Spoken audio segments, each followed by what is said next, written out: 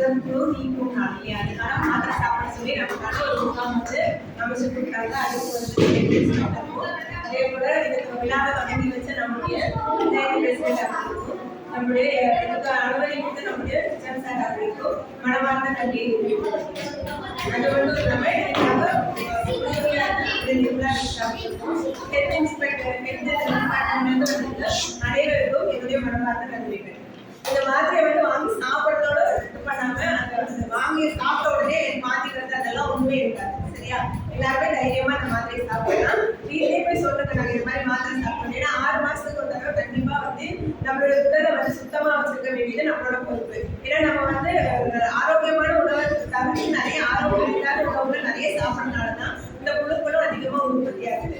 அப்போ முடிஞ்ச அளவு ஆரோக்கியமான உணவு சாப்பிட்றதுக்கு நாமளும் முயற்சி பண்ணணும். முடிஞ்ச அளவு காய்கறிகள், பழங்கள், அதே போல நிறைய தண்ணி குடிக்கணும். தண்ணி குடிக்காதனால நிறைய வியாதிகள் வருது. அதாவது சார் சொன்ன மாதிரி சுடுதண்ணி நிறைய குடிக்கணும். சுடுதண்ணி நல்லா ஆற வச்சு அதை வந்து நல்லா காய வச்சு கொதிக்க வச்சு ஆற வச்சதுக்கு அப்புறமா நல்லா குடிங்க.